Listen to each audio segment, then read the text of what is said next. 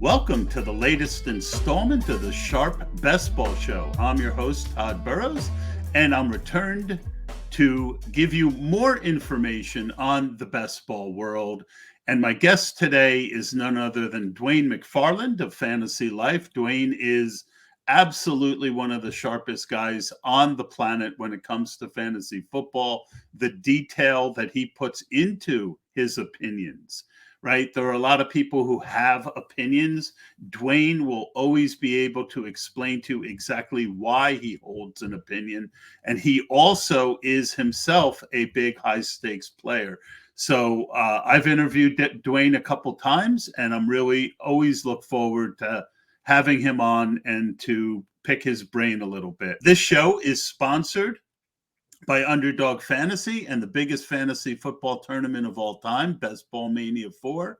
Don't know what Best Ball is? Well, it's simple. Just enter the Best Ball Mania on Underdog Slick mobile app, draft your team, and that's it. Yep, it's set it and forget it as Underdog optimizes your lineup weekly to create the highest scoring one. It's here. It's Best Ball Mania 4. And it's your shot at a first place prize of $3 million. They also have a lot of great other contests that are lower priced. They're constantly trying different things. Get signed up on underdogfantasy.com or on the Underdog app and use the code SHARPKIT, and they'll not only double your first deposit up to $100, but you'll also receive the Sharp Football Draft Kit for just $1. That includes over 40 exclusive fantasy football articles, which will help your chances at winning the $3 million grand prize. That's Underdog Fantasy, promo code SHARPKIT. You must be 18 plus everywhere, 19 plus in Alabama and Nebraska, 21 plus in Massachusetts and Arizona, and be present in a state where Underdog Fantasy operates. Terms apply. Concerned with your play? Call 1-800-GAMBLER or visit www.ncpgambling.org. In Arizona, call 800-NEXT-STEP. In New York, call 1-877-8-HOPE-NY. All right, that's going to do it. Dwain, it is a pleasure to have you back on the show, and welcome. Hey, I appreciate it. Always love joining you, Todd. Joining fellow, folks that have the degenerate gene in them that want to probably draft too many teams. Like I enjoy that. Like it makes me feel more normal to join shows with people like you.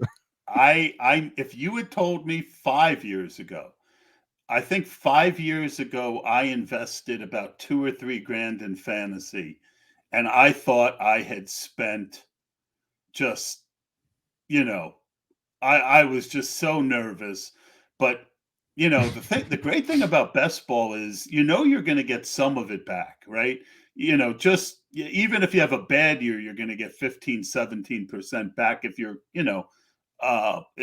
but it it is a disease. And I've been profitable the last 2 years, but every year it drives me a little nuts when I see how much I spend doing this. For sure. I'll tell you, one of the things I do love about best ball, because I'm mostly a redraft guy. I play some dynasty, but much more best ball, obviously with Underdog over the last 3 years. This will definitely be my largest best ball portfolio that I've ever had this year. Absolutely just love like all the content that's out there, all of the great, thought leaders, right? And just like the ideas that are floating around out there. Like we saw this happen with DFS. We've seen it happen with Dynasty. And it's so cool to see our community. We learn things from all the different types of, games we play. But one of the things I really love about best ball is I don't have to manage the teams all year long, because as much as I am a grinder and as much as I love fantasy, I've had those years, where I've drafted over 50 redraft teams, and Wednesday night, like it's tough. Wednesday night is tough to get through all of your waiver wire stuff and do that really well. So I'm looking forward to diversifying a little bit more this year, putting more of my dollars in the best ball and then dialing it back a little bit on the redraft scene, just because like the freedom that it gives me with my time. Yeah, I mean, obviously, I play a lot on Underdog. I play DraftKings. Most of my money for best ball, and I've mentioned this, I think 2 years, I've averaged about 80 between, averaged about, yeah, close to 100 of my own FFPC teams at 125 each. And it's nerve wracking. It is. But the great thing is, like you said, there's only so many teams you can manage. And if you are into other sports, I mean, Underdog has best ball for every sport. And then now there's playoff best ball on Underdog. It really gives you a lot of different options. And, you know, we had done a few pods together, but for those listening for the first time, can you explain a bit about what you do and how you study and arrive at the data that you trust to find players? Yeah, absolutely. So basically, what I'm doing is going back and looking historically at the different data points that we have available to us. Some are just normal things that people are used to. Some things are more advanced. Maybe we've only, really gotten access to certain kinds of data points over the last 4 or 5 years. And then there's everything in between. But all I'm doing is correlating all those things to fantasy points to see which things carry the most signal. And then the second step is looking at which of those data points are actually sticky, right? Year over year, meaning if they did it this year, are they likely to do it again next year? And if they score highly in those two categories, they get weighted, in a way that I'm evaluating the players. I also like to watch all of the players, and film and all those sort of things have come a really long way depending on what you have access to and how much easier it makes it to get your eyes on these players. So some of that depends on like the type of access you have, but I typically want to get my eyes on all the players. Some guys that are more interesting than others, or I have bigger questions around, or maybe the data is telling me they're good, but I didn't think that coming in. I'll watch more of that player. But at the end of the day, I'm still relying more on the data. As much as I care about film, the way I look at it is, who am I to tell a quarterback who he should have thrown the ball to? Like, if a guy is earning all these targets, I think the quarterback is actually a lot more qualified than me watching from my couch to say, like, this is the guy I want to throw the ball to. So a lot of these things come down to simplicity. And that was a Deontay Johnson tweet.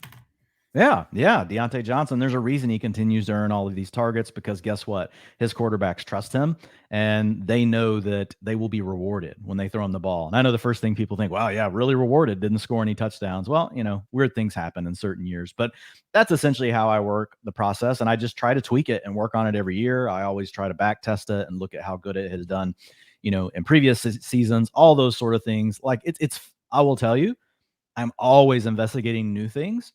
But I would say, I don't know, 70, 80% of the time, like it doesn't mean anything. I will do all this research and think, hey, does this matter? Does this matter? Hey, should I include this? Should I think more about this? Now, I usually get something out of that research, and sometimes there's certain stats that are just better for context and they still matter, but they may not weight heavily, in the way that you're grading out a player. So my first concern with a player is talent.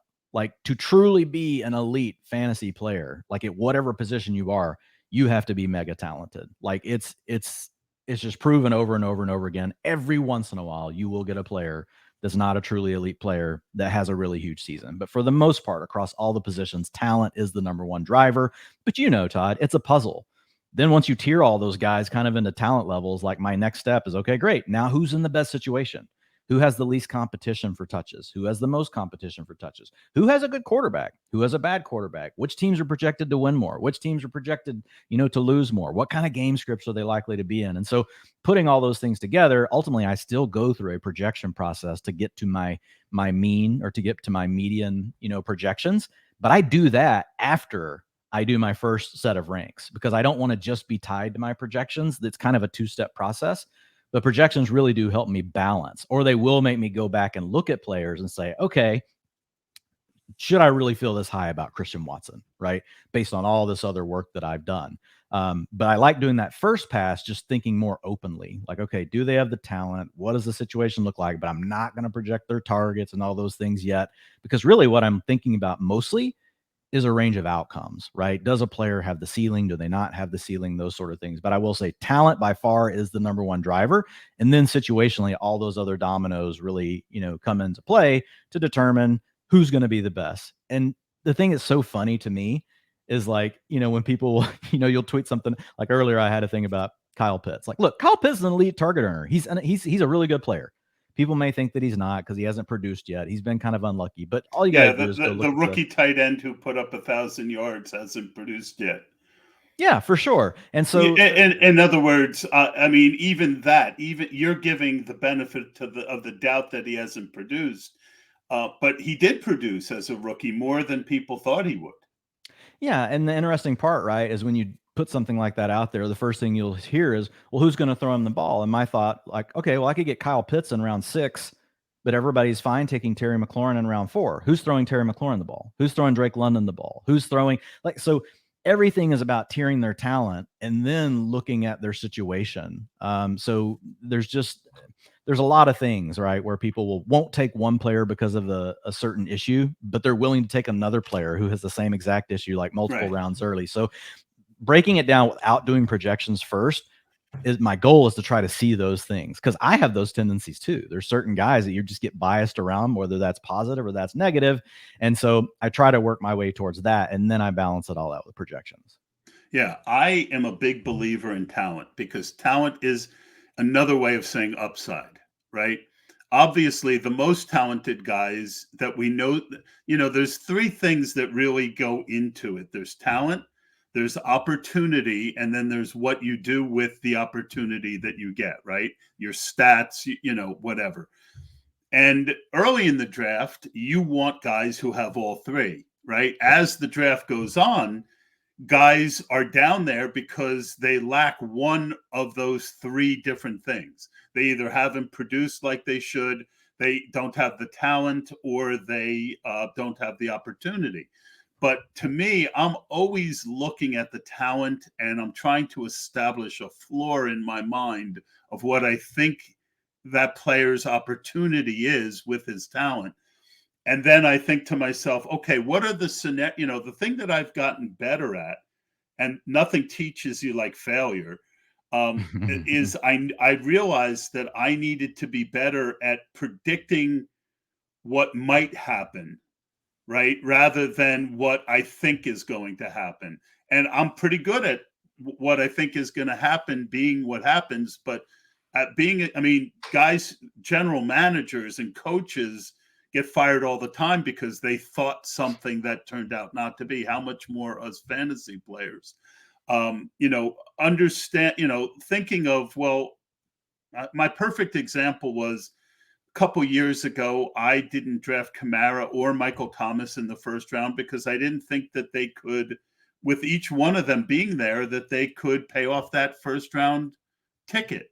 Well, what happened is one year Kamara got hurt, the other year Thomas got hurt, and the guy who was left crushed. So all the more I'm trying to build in those scenarios of, but ultimately underneath it all, Dwain, I want a guy who, if he gets the opportunity, can crush. Because we look at a guy like Mike Davis, I don't like that whole genre of thinking of, well, there's no one else there. Well, if you're an inefficient player, teams will find someone else, right? Yep. But what I want is guys who are talented. Your thoughts on that? I guess you gave most of them, but for sure. And that's where the dead zone for running backs came from, right? Right. The dead zone is not just because they go in a certain range of the draft. Now, historically they have, but it's really because you're looking at a talent profile that's just really league average or worse. And they get caught in the projection machine, and you look at a depth chart and you're like, well, there's nobody else there. I'm just going to give Cam Akers 70% of the work, right? That's what happens when you fought. Now, because people have gotten smarter, those players are now priced down, and it's easier to take them in fantasy drafts. I will say, with wide receivers, it matters more than any other position to have talent. You can get out there and be on the field for every single play, and if you're not any good, you're not going to get targets. Like, you're going to get 13 to 14% is basically what you can get just being anyone. And then as you start to go past that, either your coach has to scheme up things, and when I say scheme, it means like you've got to be getting, targets. You mean the number one read? You mean the number one read on the play? No, not that. The number one read is more often than not, right? It's really dictated by the talent, to be honest. Like, yeah, you may have a high-low read, but the quarterback still, they're reading it. But if they have a chance to get it to their best player that's going to reward them, they're still going to do it. For me, scheme is behind the line of scrimmage, screen plays, tunnel things. Like Got it. Debo pads his target share every year by 5 to 6% on those plays alone. He's rare. He is a rare occasion. For the most part, targets are just earned, right? The league is not, most route concepts are known. DBs That know should what be they the are. name of this podcast. Target What? shares are earned. That's Yeah. and I interrupt and make a big point because that is a big point. Yeah. Now, as you go in a draft, I do get interested in players that I know will just be on the field because they can still give me spike weeks. So, for example, I don't like Marquise Valdez-Scantling, but I know he has a specific role in the Chiefs offense. He's going to be out there enough. He's probably going to have 3 games in the year where I'm like, oh, great. He did something. At least he was on the field. Van Jefferson kind of fits that same mold for the Rams. So, but you mentioned it and you said it perfectly. At the beginning of the draft, you want guys that check all the boxes. Like let's talk about Justin Jefferson has been an elite player. All his underlying stuff screams great talent, plays in a pass first offense, has a quarterback that has supported great fantasy players for a long time. Check, check, check, check, check. Yes, he should be a top pick. But then you get to round 4 or 5. I prefer the talent to be there first, right? And it is for McLaurin. It is for Drake London. But like, God, who's throwing those guys the ball? Will they remain run heavy? There's more questions. So, yeah, I think like in that it really range, well. I like Godwin more than McLaurin or um I like London too. I think London has a lot of upside if Ritter, again, this is what I mean by what if Ritter is better than we think he is, right? What we know he is a baseline. That's why he's being drafted there. What if? But a guy like Godwin is just a target hog. But yeah, I get your point completely. And I think the other interesting point you make is that I'm pretty good at watching tape, especially at running back, right? So for me, it's what I see and then going and reading people like you and other people who are better with numbers than I am to make sure that I'm not out on a limb I shouldn't be on, right? Reception perception, I mention almost every week now. For wide receiver, to me, if you want to know how talented a guy is, reception perception's about as good as you're going to get. But it can work the other way as well. But all this, the tape guys versus the numbers guy, I think unless you have a deep respect for both, you're not going to be the best you can be. Yeah. And to me, where things get interesting is when you're trying to make decisions between players that aren't as talented, but they're in a great situation versus somebody that's really talented and not in a great situation, and that's where like some crucial draft decisions come down. So like right now, Drake London's a better player than Mike Williams. I have freaking no doubt. Like Drake London, assuming there's no big injuries or anything in his career, I feel fantastic. I think he's going to be a great player. Mike Williams really grades out more like a wide receiver 3, wide receiver 4 based on the last 10 years of data, but he's going to play on the offense. I think he's going to throw the ball more than any other in the NFL this year. And I don't think that's going out on a limb, like looking at all the things that are going on with the Chargers. And he has a really good quarterback in Justin Herbert. So I think it's, you can take either one of those. Will they both be right? I don't know, but that's where things get interesting for me. So if I'm playing Dynasty, I'm taking Drake London like every time. Like Drake London's the player you want there. But if you're playing season long, I can also see why people will be like, no, man, I'm just going to take Mike Williams. I really know the Chargers. I don't think there's a right or wrong answer, right? When you get really close on some of those guys. Now, we will end up right or wrong, quite often. We'll look at the end of the season and go like, wow, I really was wrong. But to your point, if for some reason the Falcons are suddenly throwing the ball more, like which we're not projecting them to do, most of the industry, and to your point, Ritter is good. Or guys, Taylor Heineke multiple times. I know nobody wants to talk about this, but Taylor Heineke multiple times last year supported top 24 wide receivers, in his starts. He was very hot with McLaurin for a stretch where McLaurin was great. And then he got hot with Jahan Dotson at the end. So there's also this break, glass in case of emergency kind of thing going on with Taylor Heineke. And guess what? He's not going to run the ball at all. Desmond Ritter's not going to run the ball like Mariota did. So just those things automatically mean more passing volume this year, right?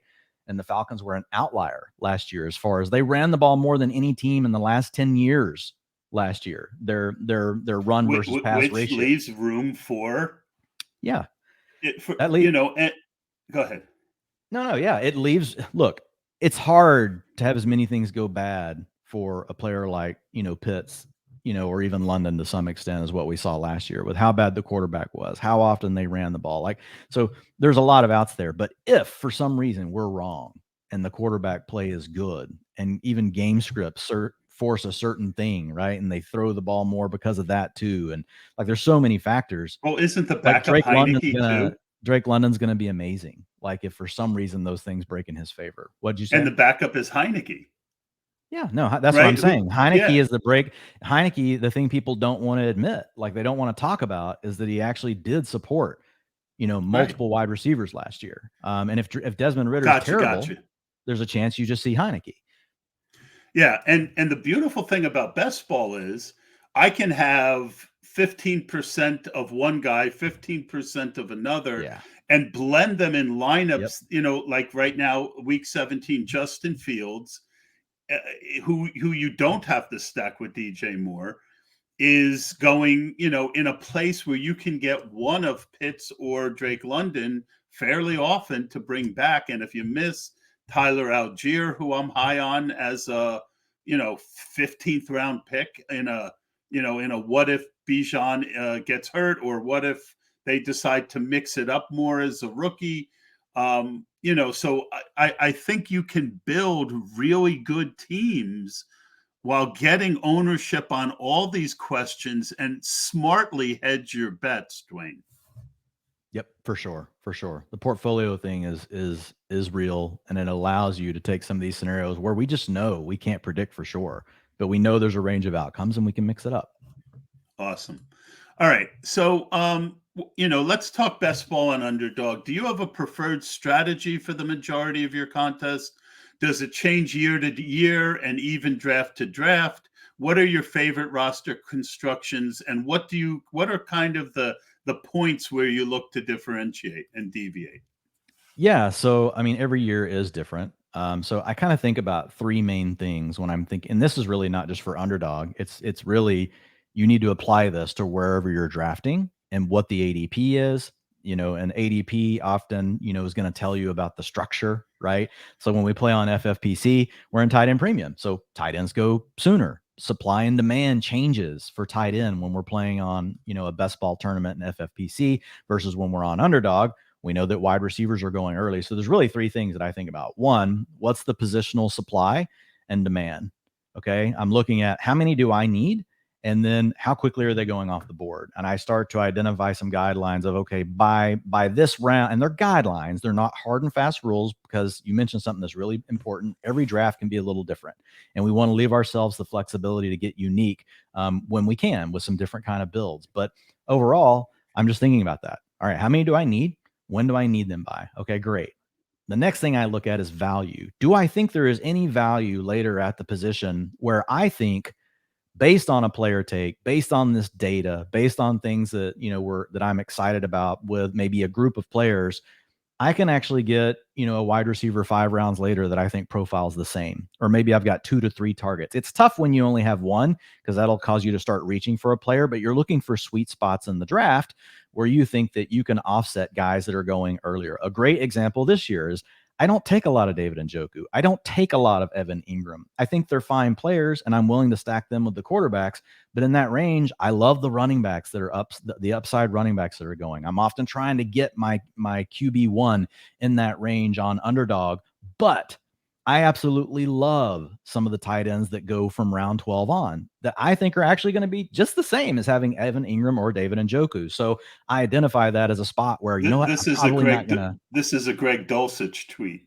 Yeah, Greg Dulcich is one. Dalton Schultz has fallen into the 12th round now. Once you get past round 11, like I get more interested in the tight ends, because rounds 9, 10, and 11 are really prime spots for me for running back and quarterback. So again, I'm also telling you something else there. I love running backs and quarterbacks in round 9 to 11. So I'm thinking, okay, how do I plan my roster construction so that I can get plenty of the things I want in those rounds, because I think that's where the value is.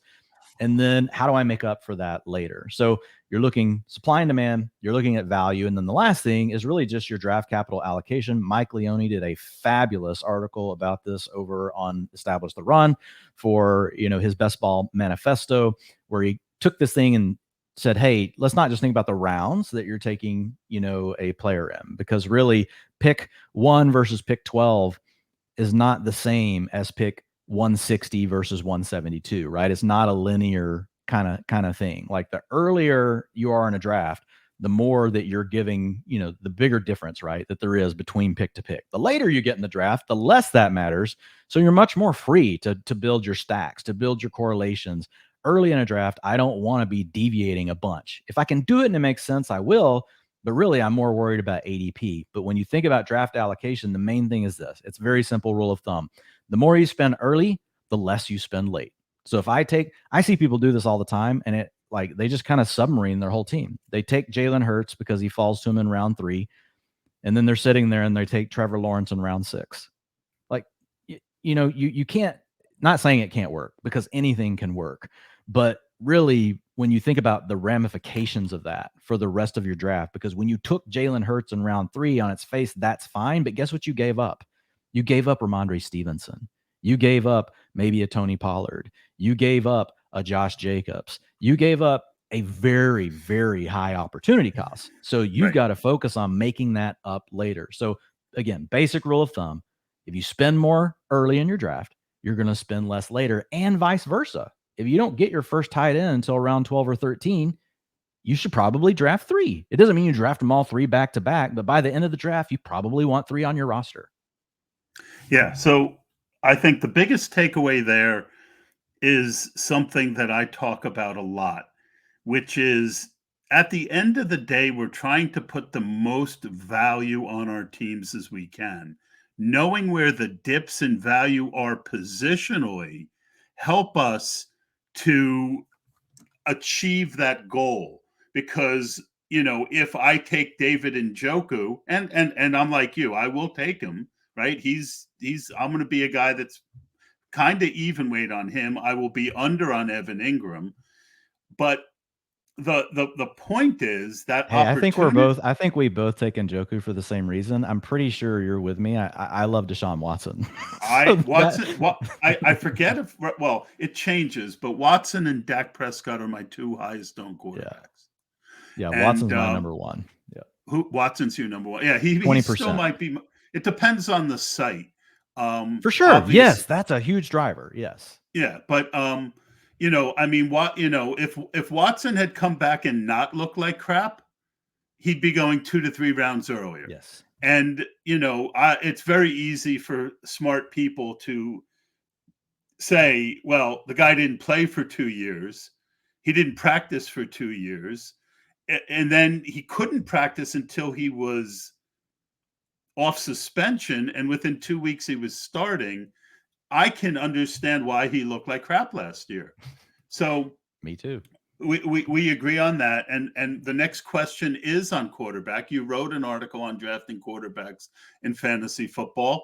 What is your ideal strat? Oh, I want to mention one other thing. I am willing to take that second high value quarterback, but only if I'm getting a nice discount on him. Right.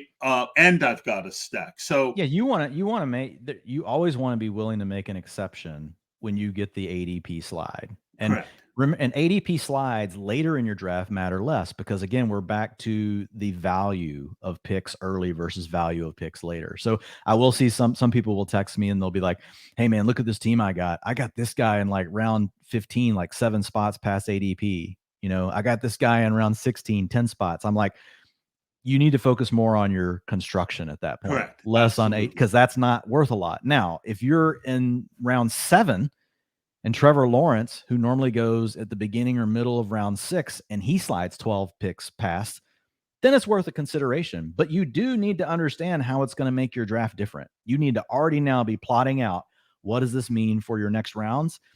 And most people don't do that.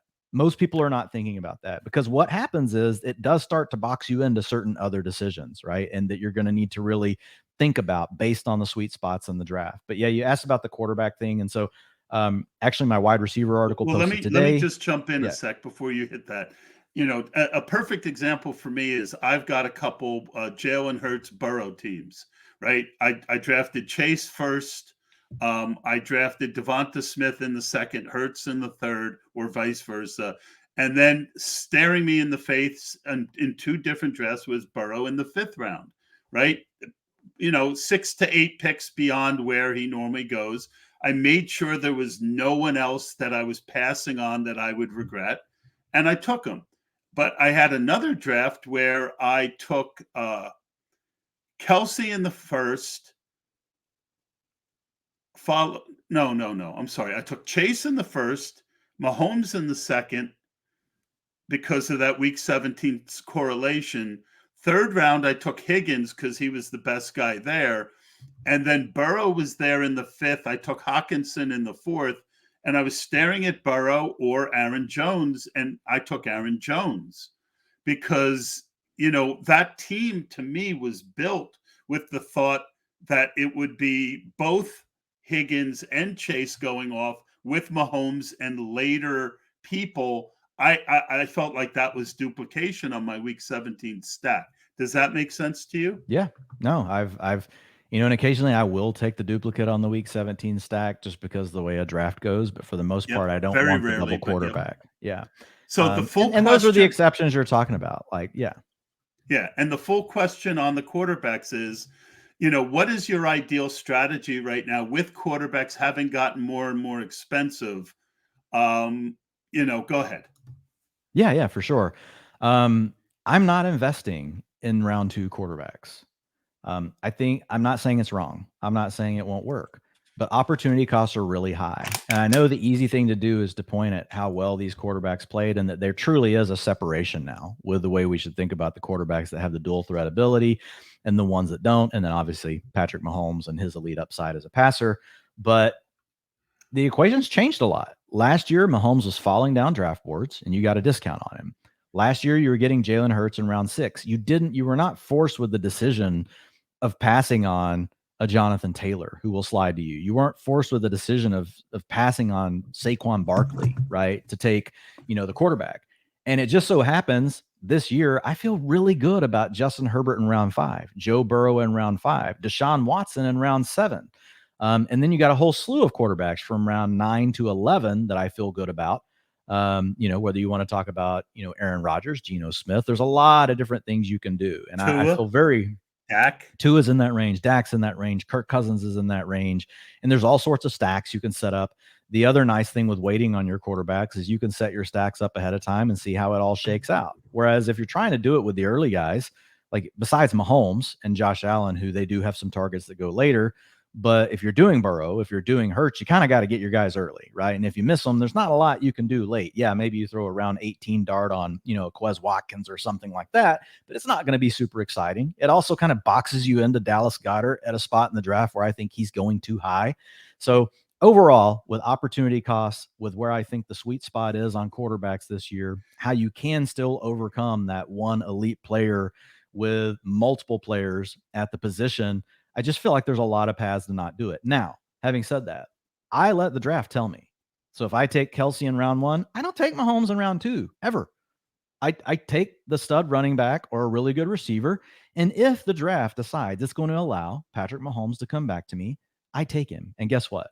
That differentiates my Mahomes Kelsey stack versus all the other ones that are out there. And it'll happen like 10% of the drafts I'm in. He'll fall back and I get that combo. So I'm still open to it. I do the same thing. It's gotten way easier to do it here recently because quarterbacks have fallen now. Like when we first started this year, like it was insane. They're still higher price than they ever have been, but now they've cooled off quite a bit. And I'll give myself a chance. Sometimes I'll take Kelsey in round 1, and then I'll take Devonta Smith in round 2. And then I'm like, okay, if either Mahomes or Hurts falls back, I will take them. If not, I take what else the draft leaves me. So I'm okay with doing it. But overall this year, Todd, I do believe I would rather try to offset the elite quarterback as much as I may, love them. And I'm letting the draft tell me when I'm going to take the elite quarterback. So I definitely want my exposure to them, but I'm not forcing it. Yeah, I agree 100%. So I'm about 4% on all of the big 3, right? You don't want to not close. have it. We're close. I'm with you. You don't want to not have any of them. The one guy that I've started drafting, even without an early stack, is in FFPC, I think there's a real dip in value after, say, Ramondre and Brees Hall. I really feel like there's kind of a flat area for running wide receivers. And so if Josh Allen makes it back to me 3.6, 3.7, 3.8, I'm willing to take him. First of all, you don't need as big as stacks in FFPC because 17 to 25% of teams advance in the first 2 weeks of the playoffs, and then it's only 70 teams in the final, and we know he can get there with his rushing. But in general, you and I are tapping the same vein, and it's really important. You've always talked about context matters. Last year, not only did the top quarterbacks just have ridiculous years, but we had a very, very unusual set of circumstances where almost every second tier quarterback failed. Dak was hurt for a while. Stafford was hurt and sucked before then. Russ Wilson sucked. Those guys who it was have-nots last year like we've never seen. Yeah. In other words, it was a cavalcade of events that led to them having the value that they did. I feel a lot better about the second tier quarterbacks this year than I did last year, Dwayne. I agree. And I would predict you probably would do the same thing. Next year, quarterbacks will be cheaper. I do not think you're going to see the same results that you saw last year, given the opportunity costs and the things you just talked about. Regression alone is going to take care of a lot of this, and things are going to normalize. So I think it'll be somewhere in between, though, where we were 2 or 3 years ago, where we probably had not adjusted enough for what we should think about quarterbacks, given the new nature of this world where you've got these dual, as my counterpart Ian Hardis says, hey, like this dual threat aliens, right? that are from other planets. Right. Yes, they do have added value, but it brings me back to your point about Josh Allen. I'm with you. Love him in the middle of the third. Don't have to have Stephon Diggs, in order to take him there.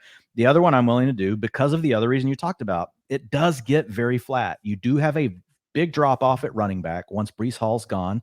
And then at wide receiver, like once you get to the name DK Metcalf, which I still like, and I will take him when he falls past ADP, I'm pivoting. I'm taking Mark Andrews or I'm taking Lamar Jackson.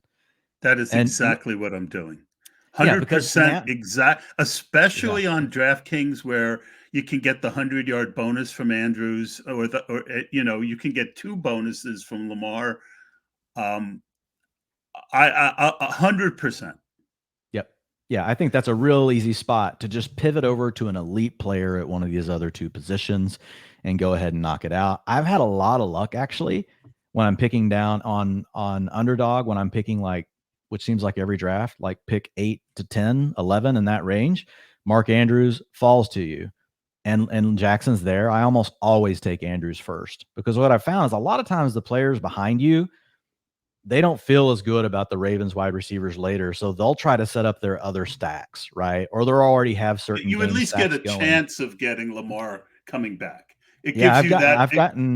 I've gotten Lamar on 25% of my Andrews teams doing that when technically they go in the same round. You shouldn't be able to get it. Now I've tried it the other way and I've gotten it 0 times. When I leave it the other way, somebody will always take Andrews. Right.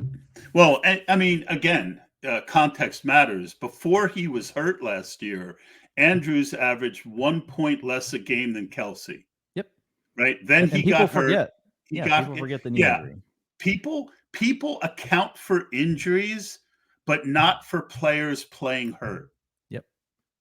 All right. Let's move on to the wide receiver position with them going earlier and earlier on underdog. I have a hard time clicking on CMC and Bijan and early. I like Eckler when he was later in the first round or early in the second.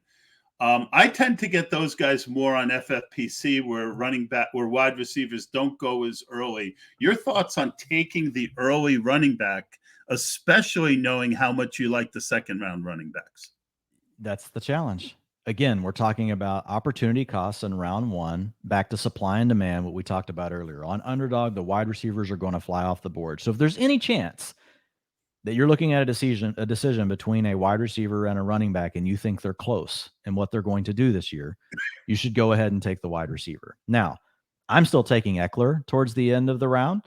because he still will slide If into he that makes 9, it 10, there, yeah. 11. Yeah. Yep. Now, when he goes earlier, yeah, I'm off of it. I will tell you, if Christian McCaffrey at pick 4 is what you need to win Best Ball Mania this year, I'm probably not winning Best Ball Mania. Now, I'm not going to be completely naked on McCaffrey because there are times when he falls to pick 6 or 7 and I take him.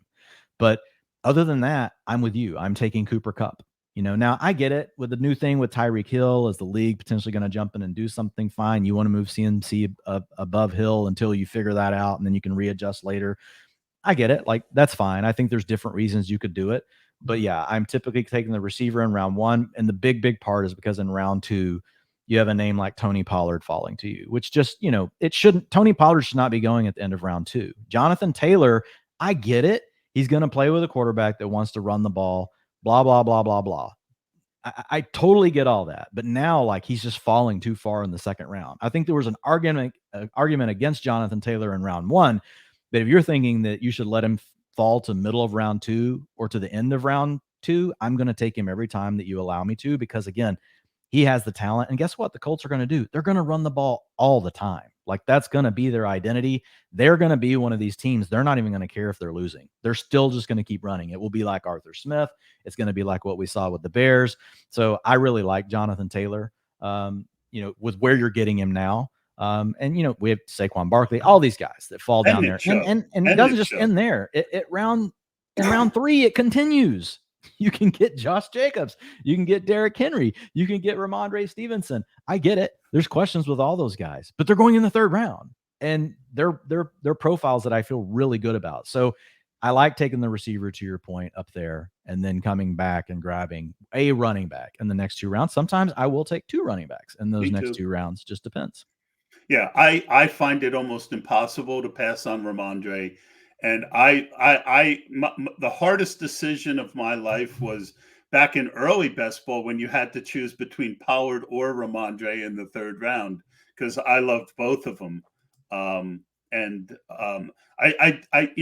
CMC is I just looked today on Underdog. He is my lowest owned player in the first 2 rounds at 4%. And that's the minimum that I want of someone that talented. But we're like-minded there. The Niners, though, they're a tough team for me, as I find all the weapons are a bit overpriced, but the quarterback's very cheap. What are your thoughts on the Niners' weapons? Yeah, I mean, they're all elite. Like, it's crazy. I wish we had a quarterback that Kyle Shanahan trusted enough to do what Miami does, right? Where you would get to basically free Debo, free Ayuk, free George Kittle, free CMC, but unfortunately you've got this offense that's going to operate at least so far through the ground. But I'm willing to take all of those guys when they're past ADP. Ayuk's doing his thing he does every year, which is rises too far up draft boards. I love him. Super talented guy. But I mean, he just pushes so far. Like, and again, like, we see it every single year with him.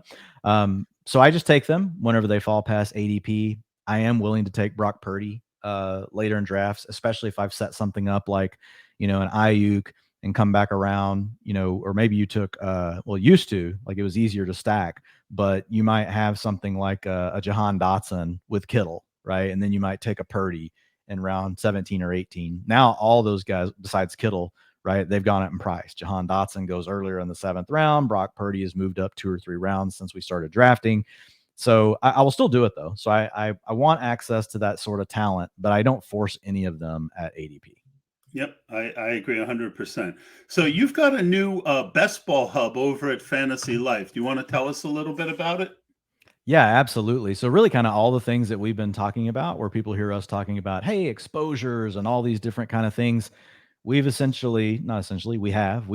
a tool that will allow you to go get your Underdog exposure. And so you just go over to Underdog, you pull up your app, or you pull it up, on your laptop, and you go to exposures, and there's a spot where you can request your CSV, right? And so it will be emailed to you, and that's all of your exposure. And then you just come over to fantasylife.com. You have to make sure you have an account. It's free. Everything's free. There's nothing that you run into that has a paywall. So it's not just trying to get you to sign up for something and then pay for something more later. But once you've done that, then you can upload that. And every time you draft, or every day. You can get that once a day from Underdog, and you can just upload it and refresh it. And it's going to tell you all sorts of things. You can see who's your most rostered quarterback. You can see who's your most rostered running back. You can also see what are the type of builds that you're typically doing. So Darren Waller, for example, is my most rostered tight end right now, going in, round 7. I can quickly go and pull this up, and I can type in Darren Waller's name, and I can see who are the players I most commonly draft with Darren Waller. I've got 39% of the time I've got Deontay Johnson. I probably need to think about that, right? I can also see how often do I get my quarterback stack with Darren Waller. 22% of the time I've drafted Darren Waller, I have drafted Daniel Jones. 4% of my teams, I have Saquon Barkley as well. I can then also look at week 15, 16, and 17 correlations. I can see I have Cooper Kupp in week 17 with the Rams. 22% of the time I have Waller. I've got Stafford 13% of the time. I've got Tyler Higbee 9% of the time. Van Jefferson 9% of the time. Puka Nacua 4%. So I can look at these things and think, okay, great. I've got another Darren Waller draft. How might I want to change this? And I can be thinking about that on the fly. Whose ownership do I want more of? And exactly. that goes back to something, in DFS, we all use optimizers to try and get a nice spread, right? And we give it all these rules so that it spits out a nice spread. One of my sayings this year is be the optimizer. And the tool that you're talking about not only is free, but it allows you to think like you were an optimizer, correct? Absolutely. Yep. And you can be in the middle of a draft, pop it open.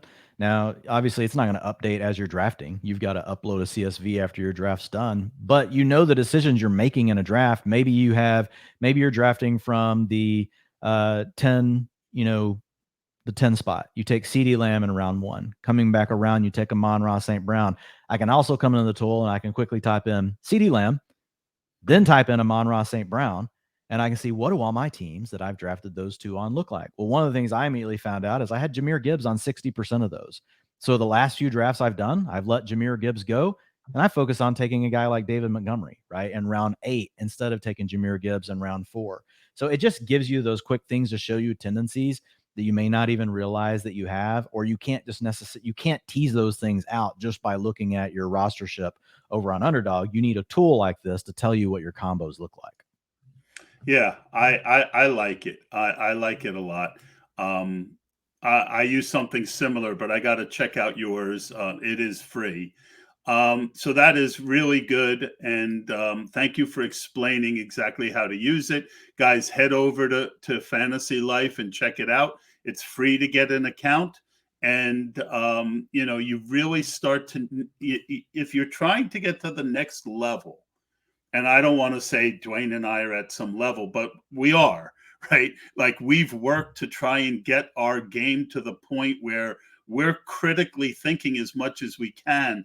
If you want to take your game to that next level, using and utilizing a tool like the one Dwain is talking about is crucial. So let's talk about your favorite players to own. We both love Tony Pollard, who I also like the case for him at ADP. Do you like Ramondre and Breece Hall as well? Yeah, absolutely. So, what we want to have that absolute elite ceiling at running back is someone that can be involved both on the ground, but also in the passing game.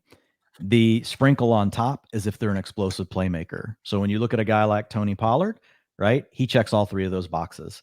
Now, it's amazing to me, like where his ADP is. It really is amazing to me because I feel like the whole community has been waiting on this for Tony Pollard for, 3 to 4 years. We've been saying, give Pollard more touches. What are we doing with Zeke? And now it's happening. And everybody's like, yeah, no, Tony Pollard can't handle full workload. Too small. He's kind of like doing the David Putty thing from, Seinfeld. Like, it's just not going to work. I'm like, guys, come on. Like, how big do you think Jamal Charles was? How big is CMC? These guys are all a similar size to Tony Pollard, but it's so funny to me how quickly someone will act like they know for sure, Todd, he can't handle a full workload. But that's okay because that is helping create a discount for him. So I'm absolutely in on Tony Pollard. And then Ramondre, not quite as explosive as Pollard, but very good in the passing game. You could almost argue better than Tony Pollard in the passing game. given his targets per route run last season. So absolutely in on Mondre. Love, love, love. Guess what? And now you see them move on from James Robinson. Belichick loves this guy. Like, so I think he's going to get an absolute beastly workload. Both those guys have upside to finish as the RB1 overall. And Well, guys, you have to remember, yeah, I agree. And I do this thing where I define usable weeks and then points above usable. Last year with Zeke there, Tony Pollard gave you a usable week 67% of the time, and he gave you 7.4 points above usable per week on average. Eckler was number one at 12.5. Then McCaffrey at 11, Josh Jacobs at 10.5. Pollard was the 6th in that metric. Ramondre was 69% with 6.1, to your point about him not being quite as explosive. And he got hurt at the end of the year. He was playing through a high ankle and sprain. Damian Harris was still there. And Damian Harris was a legitimate threat. So I think that there's a tremendous amount of upside to these guys. Yeah. So, I mean, if you look at Pollard in the games, like once they finally decided we're not just going to mess around and give Zeke like over, half the snaps. So if we just look at the contests where, he was essentially over that 50%, snap share range. I mean, we're talking about a guy averaging 20.1. I got to add one more in there. 18.6 points per game. So guys, even if he's not at a 70% snap share, let's say for some, and here's the thing, like people are so quick to predict, nah, man, Rojo's going to get short yardage. Guys, we don't even know if Rojo's any good anymore. We don't know if Malik Davis is any good. Might they want to spell him? Yeah, maybe. But those guys are going to have to be good enough to get Tony Pollard off the field, who, by the way, the Cowboys only have on a franchise tag. They're not tied to this guy long term, and they can franchise him again if they want. So, I mean, 18.6 points per game, and he could easily be in a role that's far bigger than that because he's going to take all the passing down work. Like, that's coming. And Zeke was getting to stay on the field in a lot of the long down and distance situations last year just because they wanted him out there as a blocker. So, I mean, I think Tony Pollard's absolute smash. Agree. The rookies are really priced up this year. Are there any that you're buying anyway at ADP in the first 10 rounds? And who are you, what are your thoughts overall on the rookies? Well, I think the rookies have been a leak for a while, meaning people have been underdrafting them. So I'm not as worried about them costing more this year. A lot of them graded out really well and, in my supermodel, which is something where I look at each position, running back, wide receiver, tight end. And it's really a study of what guys did in college, kind of like what we talked about to begin with, but looking at the things that matter the most and then using that to project towards what's going to happen, at the next level. And it's all based off of what's mattered in the past. So I feel like, honestly, these are fine. Yes, I would rather I was getting these rookie wide receivers in round 9, 10, and 11 like we used to get them. But ultimately, a lot of them end up hitting. And that's just the nature of the game. People have gotten smarter, so they're willing to take them earlier. And that's really all I chalk that up to. As far as thinking of the guys that I'm in on the most, Quentin Johnston is my favorite because I don't know why he's going in mid round 7 and Jordan Addison goes. You hate Mike Williams. He goes in mid round 7. Jordan Addison goes in mid round 6. Jackson Smith and Jigba goes in early round 6, right? Or late round 5. I have exposure to all of them, but Quentin Johnston is the most mispriced, right? You have an offense that's probably going to throw the ball more than any other. Mike Williams, I don't hate him, but he's never really shown he's more than a wide receiver 3. So there's in the range of outcomes, which I don't have in his projection. Quentin Johnston could actually pass Mike Williams this year. But here's the thing, even if he doesn't, if he's just like an 18% target rate guy, which is pretty typical for someone taken between picks 20 and 32 over the last 10 years in that offense, he's going to outperform what you're getting, in that round. So there aren't the main rookies. I think you have to be more concerned about, Todd, are the guys that are going a little later, but again, it's kind of priced in, to where you're taking them. Like Jaden Reed is a guy that goes probably later than he should. So I draft quite a bit, of him. Rasheed Rice was going a little higher than I like, but now he's starting to cool off. So I'm getting some exposure. I don't want to be crazy overweight, on any particular wide receiver, but I'm good with where, all the rookies, but I'm good with where they're going. Yeah, Johnston was my favorite tape. And I'm only in 2 dynasty leagues, and I had the 6th pick in one, and he was the pick, right? I'm willing to roll the dice on a guy that big who plays like a smaller player, because back to my whole point about, well, what if he ever figures out how to play like a big guy, right? And the other thing you have to remember is, what if it just doesn't matter? Because I think a lot of that's just overrated, to be honest. Gotcha. That's fair too. Yeah. Who are some Dude, I grew up watching Michael Irvin. You know how often he body caught the ball? Oh, yeah. I mean, all the time. Like, so it's so funny when I see somebody talk about body catching. Well, when you're 6'5" and defenders just bounce off your back, you might body catch too. It might actually improve your catch rate, So, and I'm not worried about Quentin Johnston's drops. People talk about him all the time. For his average depth of target in college, he was actually in line with the average for wide receivers that have made it in the NFL in his collegiate career. So the whole thing with his drops is just overblown. Yeah, I'm not concerned about the drops. I was more talking about, he's a big guy who plays like a small guy, right? That doesn't really matter to me. Yeah. But my point is, remember, building in kind of secret extra value. If he also learns to play like a big guy, and he's that electric after the catch, I mean, he could be one of the top 3 wide receivers in the league. Yeah, and I would argue he's already figured that out. And the reason we know that is because he's a player that in his collegiate career had a really high ADOT, so he stretched out the field. You're not gonna have a high catch rate if you don't know how to use your body. Not everybody's gonna high point the ball, but he's already shown an ability to high point the ball. And TCU used him a lot underneath as well, and he showed to have elite yards after the catch ability. So the two things that unlock the whole field for you, that are more important than whether you catch the ball away from your body, in my opinion, based on what the data shows us, are, can you stretch the field? And guess what? If you can't, you will not get targets down there. You just won't get them. Like, it's not going to happen. Yeah, and then your ability to do something after the catch. And he is actually shown to be elite in both of those areas, which makes him honestly a unicorn. Like, if you look at his average depth of target and you look at college wide receivers that have made it in the NFL over the last 10 years, he has a higher yards after catch for guys in his ADOT range than any of them. Like, so he is a true unicorn. And I would argue he already knows how to win to a very large extent with his body type. Now, to your point, could he unlock more? Yeah, like, I think that's certainly possible. And the beauty is, like, I honestly just hope people keep thinking this, because they're so worried about something that doesn't matter very much. And it's probably the big reason that Johnson's going later than the other two. And it's, I'm not taking a lot of them even there, and it's part the worry, but it's also, that's, you mentioned that's a great range for quarterbacks and running backs, and I really like that range for them. But I'm glad we had that talk on him, because I'm gonna round 7.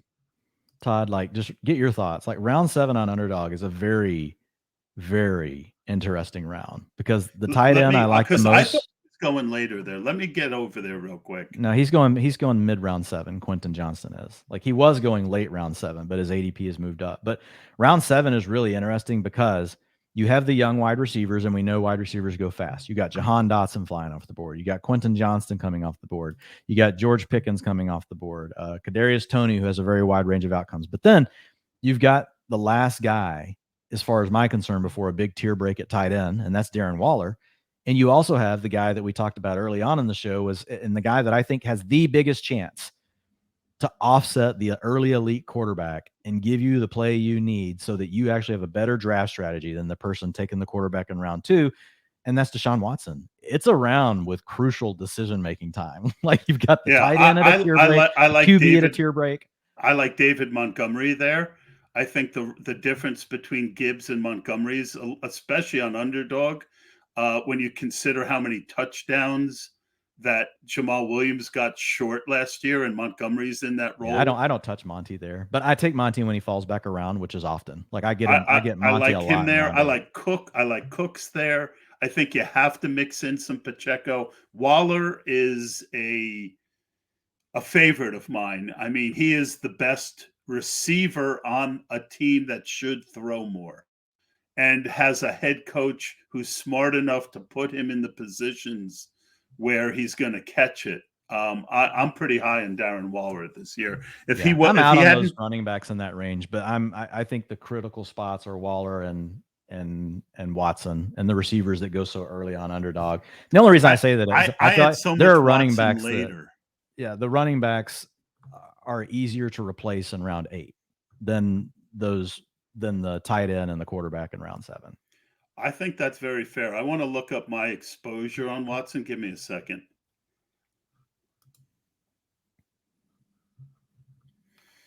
Because I think I've gotten him a lot later than where he's going right now.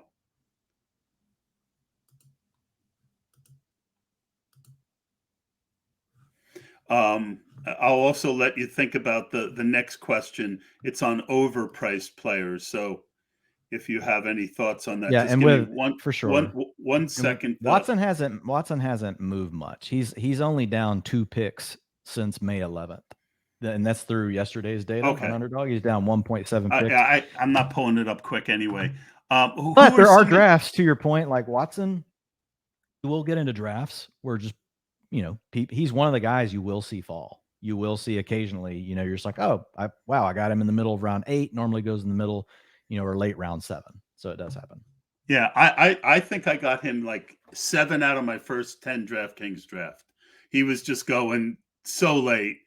And back then, Elijah Moore was going 2 or 3 rounds later, too. And that was, and sometimes I mixed in Njoku. Sometimes I had Amari Cooper. I mean, I was just scooping them every draft. Who are some of your overpriced players to avoid? We just hit the hour mark, which I'm not really supposed to go over. Let's finish up with that one. Yep, for sure. So at the end of round 2, and this is an opportunity cost thing too, but the wide receivers are just slightly overrated. Like, as much as I love Devonta Smith, as much as I love T. Higgins, and you're setting up your stacks and doing all those things, like, compared to the running backs you're getting there, I think it's not necessarily a great trade-off, in my opinion, given the profiles of the backs and how the back ceilings are higher. Like, I'll just say it. Like, the data proves that out over time. Now, might they get injured? All sorts of things. Yes, those things could happen. So, I don't get a ton, right, of those. Now, I work my way into getting exposure on them, but it is a little bit tougher for me. I would say, looking at, TJ Hawkinson, in round 4, he projects okay, but that's pretty pricey for me, considering, some of the tight ends that you can get later. I probably need to force myself into getting some more I'm Hawkinson the same exposure. way. I agree with you. I've agreed with both so far. Keep going. Michael Pittman is overpriced. This is a team there I disagree. I like Pittman. Yeah. I'll give you the quick reason why. I think that Richardson, I don't necessarily buy your earlier take that they're going to run so much. Steichen, I think there's, Richardson is an upgrade on Matt Ryan. Not from an accuracy standpoint, he's not. Well, he's accurate. That's what we're hoping. He's accurate at times and very inaccurate at other times, right? I could see him being a 58% completion guy this year. So I give you that. But I think that when he's either really inaccurate or right there. And I think that they're going to put him in the position to get the ball to Pittman on some easy throws. And he's going to be able to make the deep throws that Ryan couldn't make last year. Yeah, I don't think Pittman will get the deep throws, A. B, like, when you look at historically teams that have a quarterback that's going to scramble as much as Anthony Richardson, that means dropbacks convert into run plays, even though they were intended to be pass plays. Correct.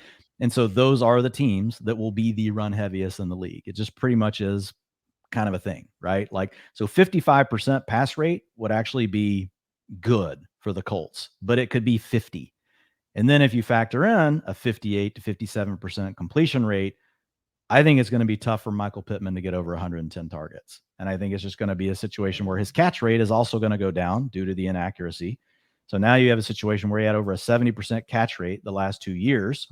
and that's going to dip to 62%. Like, so it's a cascade of events for Pittman. And I think Pittman is a good player. So the talent for Pittman is solid, but now he's in a situation where he's going to have to battle, some issues. And he's just slightly overpriced, and he's been sliding. People are starting to let him go. So I will gain some exposure. That's why I've been starting to hit it harder. I mean, you're getting so I will if he slides on last year. All right. Yeah, I will if he slides. Yep.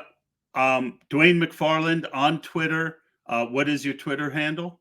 Yep, at Dwain McFarland, DWAIN MCFARLAND. Dwain, as I mentioned, one of the sharpest tools in the shed. Always a pleasure. Dwain and I could probably talk for another hour and a half without breaking a sweat and still not get to everything we want to. Check out his work at fantasylife.com. Definitely check out the new best ball tool, and we will see you next week.